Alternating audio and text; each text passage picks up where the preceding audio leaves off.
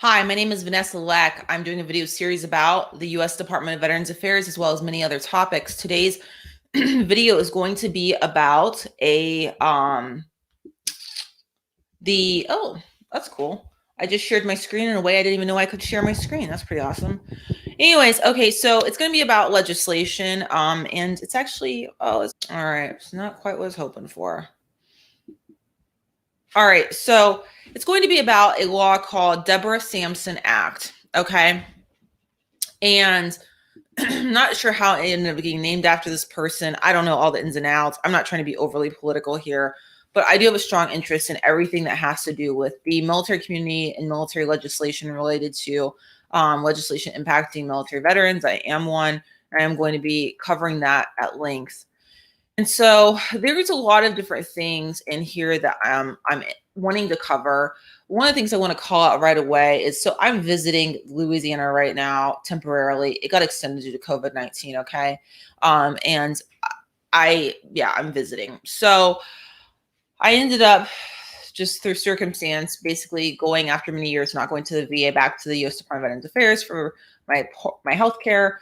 And, inquiring about programs and services and just finding out exactly how clueless most of the people are that work there. And there are good people that work there, and I've interacted with some of them, healthcare providers and support staff alike. But the management at the VA is just absolutely awful.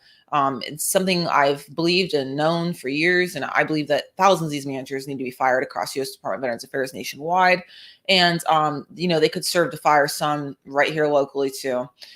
Anyway, so there is a part of the bill that's supposed to cover women's veteran. This whole health bill is about women veterans, okay, just to be clear. And it's supposed to cover also women's veterans retreats and a whole bunch of stuff about that. And I did inquire, because I've spoken now more than one of the chief of staff people, their fancy titles, over at the Alexandria, Louisiana Veterans Affairs Medical Center. And one of the chiefs, I'm not going to name who, I spoke to, basically, it was just made very clear to me they didn't really take the women's retreats really seriously, and that they really weren't looking to, do anything with that. Even though Congress is now micromanaging the VA, it seems there's just a lot of leeway for the VA to just not be accountable, essentially.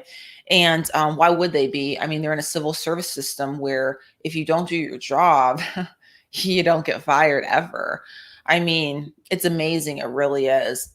And so there's really no accountability. And they're supposed to be doing these retreats, but they don't even have like a list of notifying people that may be eligible for when that time comes, which is easy. I mean, for God's sakes, there's free options out there for email signups, but that's too much trouble for VA managers, I guess, is what I've learned. Anyways, I was actually told that to check their Facebook for when their PAO, government acronym stands for Public Affairs Office, post about it, because that's really user-friendly, isn't it? And because, let's be honest, the retreats and anything that they do for veterans, it's not really for veterans. It's for propaganda, to make themselves look good whenever possible, to justify their bloated salaries and benefits. That's what it's really about. It's all about VA management and executives. Okay, that's what it's about. So I want to raise some attention and awareness about that as well, that there's no concrete plan based upon what I was told by one of the chief of staffs at the Alexandria, Louisiana, U.S. Department of Veterans Affairs Medical Center to get on those women's retreats ever. And when that does happen, if it ever does, which I think it will at some point, there's no notification list for all veterans that may or may not be eligible for that in the future. So, I don't really know how you're going to have adequate participation and attendance if, you don't notify people that it's going to be available ever. Okay. Like, I don't really get that. That's pretty basic. That's a basic thing that any organization typically would choose to do. But hey, as VA Madness would say, Eugene would say, operating contrary to common sense, or as I'd like to say, operating contrary to accountability and justice. All right. I'll kind of stretch this out a little bit more. So this is the bill, and you can find this on govtrack.us/Congress/bills 116 /S 514 /text. All right. And so it's all about improving access for women veterans to the Department of Veterans Affairs. I haven't been in the Veterans Affairs organization for so long after I quit my job there many years ago. I was so horrified by the organization. I've done such a great job avoiding them. I can't even comment on what it's like to receive services there as a female veteran up until very late recently. And I have other videos that address that, so I'm going to go into that. Okay. So I really can't comment on that. But what I can comment on some of the things that are included in this bill. And basically, they're saying that they want more facilities, the congressional reps, representatives for women veterans that basically can accommodate their basic healthcare needs, things like privacy, things like equipment, pretty basic stuff. One of the things I oppose in this bill is building more facilities for the bad VA management to control, because I really am an advocate for veterans' choice. And the more we empower these bad VA managers with the resources of the government, and it will deprive the opportunity for veterans to choose where, when, and who provides their health care, which is something I've been advocating for years now. And recently I was deprived of that right, and I'm advocating for myself. One of the managers who's worked there for 21 years, I found out last week, who I now realize was patronizing me, who had denied my medical care referral. And I didn't know at the time until a few hours later. They're enjoying their weekend, I imagine, at home with their, government paycheck and benefits. And I'm over here concerned about my medical care referral. And I'm sure I'm not the only one, because I get this impression that there's probably quite a few referrals that were denied. And I don't think that's legal based upon the VA Mission Act 2018. And I've already done a video about that. Once again, not a lawyer, don't have a law degree, but I do want to go to law school. And that was inspired by the U.S. Department of Veterans Affairs. Okay, so anyways, let's get back to this. So they're also wanting to have, which was something that stuck in my mind, legal services available for women veterans at these retreats. I thought that was really interesting. They gave some examples as to why, like protective orders and other basic things they may need. They're supposed to contract with a law firm to provide those services according to this bill. And I thought that was really interesting. And here I am so interested in these things and these services and things and whatnot. And yet the people that work at the VA really just aren't, the people in charge and the management. At least that was my impression from the Alexandria, Louisiana Veterans Affairs Medical Center last week. Okay, let's see. There's supposed to be annual reports. So they want to create an Office of Women's Health. That makes me nervous because it just sounds like more bureaucracy. It's supposed to be access to gender-specific services. For me, I've already had access to those services, so it hasn't adversely impacted me, but I guess that's not the norm.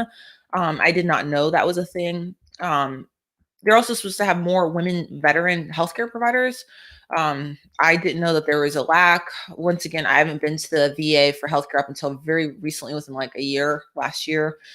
And so I really wouldn't know that. Some of this covers things like inpatient.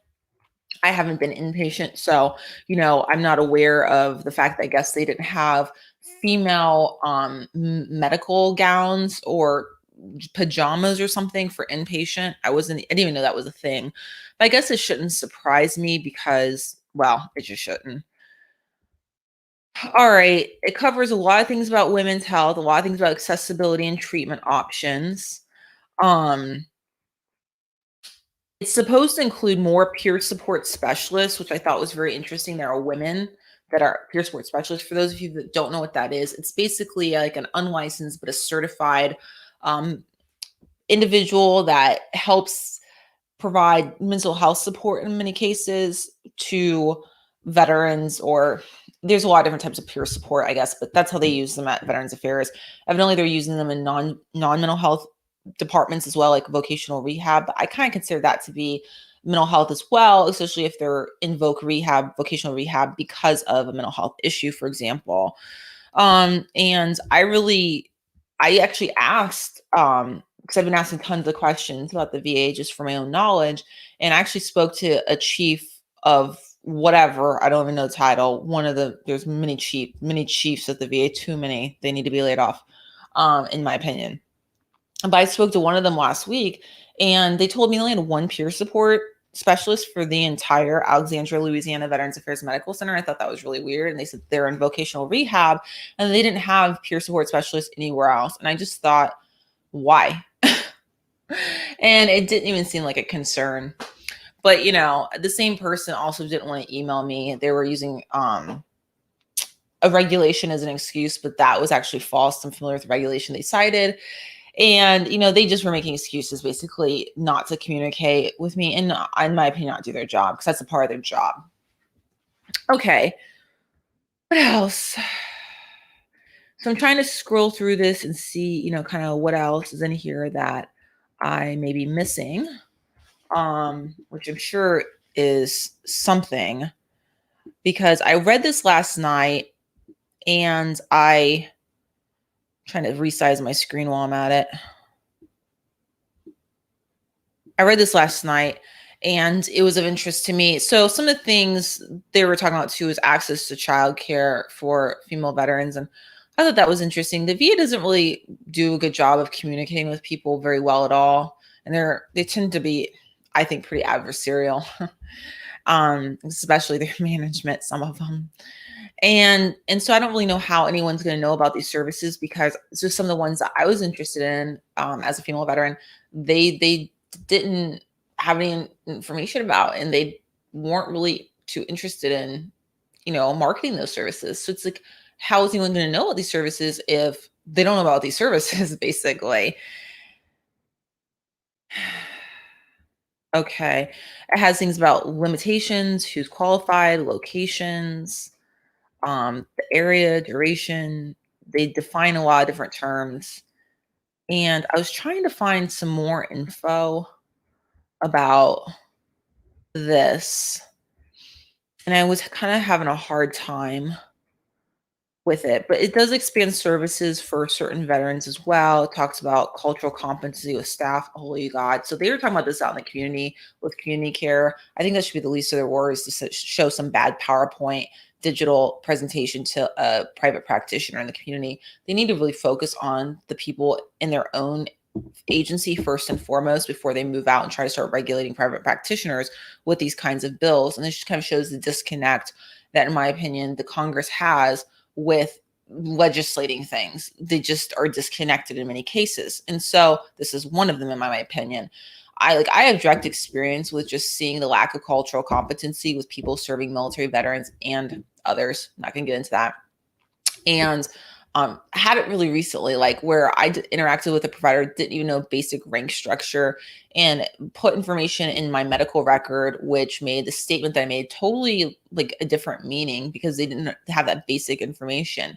I feel like that shows like a lack of commitment when you are working for an organization that serves military veterans, and not only have you're not even connected to the military in any way, shape, or form, but that you don't even take the time to like learn basic rank structure or like basic military culture or basic like how it is. Like it doesn't take much with the internet to research like how life is in the military these days because it's all out in the open.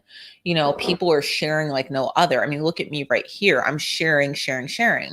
So, they need to focus on increasing staff cultural competency in their own agency first and foremost.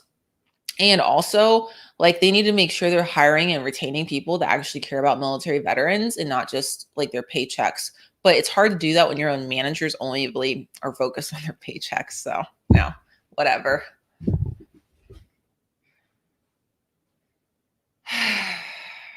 All right, scrolling. Has this little permalink thing that pops up absolutely everywhere. There's a lot of things where they have to report back about studies done, research on data collection regarding female veterans, and they have to report back with their progress on different things and things like that. And so I think that's a good thing too, that they actually have to be accountable and like report back to Congress, because this is an organization, the U.S. Department of Veterans Affairs, that's very unaccountable and is just able to escape from justice all the time. And it's so frustrating. It really is. Okay, so eliminating harassment and assault. I know as a fact that this is an issue at the U.S. Department of Veterans Affairs, and it is an issue that affects now. It's worse since I quit. I quit like 5-6 years ago working there, and there was a problem with it then. That's all I'm going to say, and all types of evil behavior as well outside of that as well. But now it's gotten much worse. It's pretty apparent based upon statistics have come out, news articles have come out, information's come out, legal cases I've been reading that have been going that have to do civil rights violations.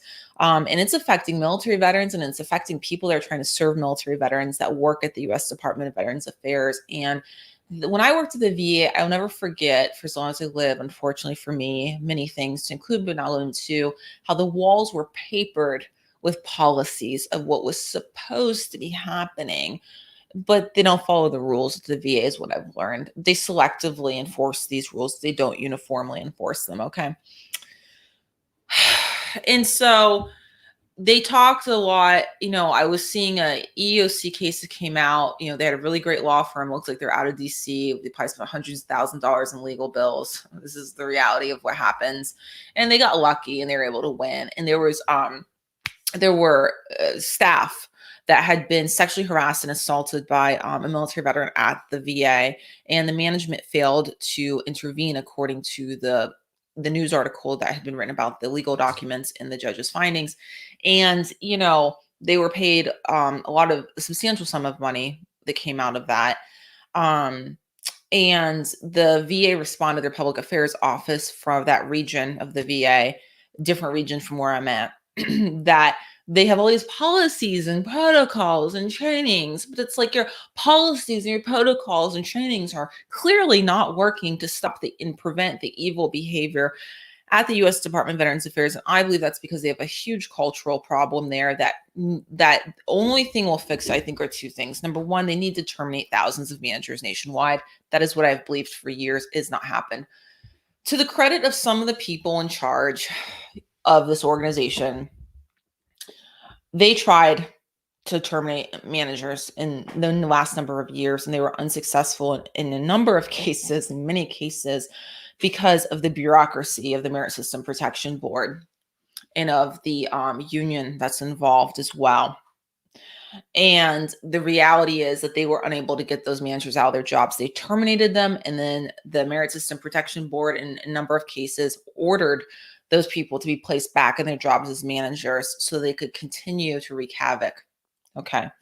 So this is why one of the reasons it's so hard to clean house at the U.S. Department of Veterans Affairs is because of the bureaucracy of the civil service system of the Merit System Protection Board, which fails, by the way, to protect people like myself that are actual whistleblowers. I've got a case that's still pending. It's been pending for years. It's never been looked at because there was a deadline that was missed. Long story. Don't even ask. Different video. Okay.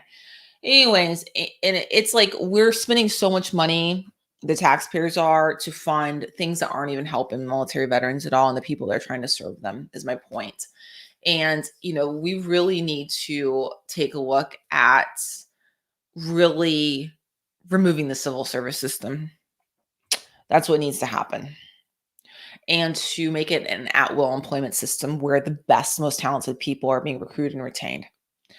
And where we have workplaces free of harassment and evil behavior, and where everyone is safe at work. And these are very political, polarizing, divisive issues that I'm bringing up that may create strong reactions in some people, and I know this. But after being victimized by the U.S. Department of Veterans Affairs multiple times, I feel that I have a right to my opinion. And this is the conclusion that I have come to. And I have extensively studied this organization, researched this organization, know more about this organization than most people ever will. Okay. And the civil service system is holding back progress from happening. Okay, so that is it for this video. Kind of a harsh note to conclude on. It's the best topic. If you would like to learn more about this bill that I mentioned, then I would go ahead and take a look at the description of the podcast and the video, and you'll find the link to it there, and you can read all about it. It's very interesting. It's very unique. Definitely focusing on women veterans, and so it kind of will be interesting to see what or if the VA will even carry out successfully from that bill. It is an organization that is, just diseased. It really is. It's a diseased organization that needs its own treatment. And who knows if it will ever really get it.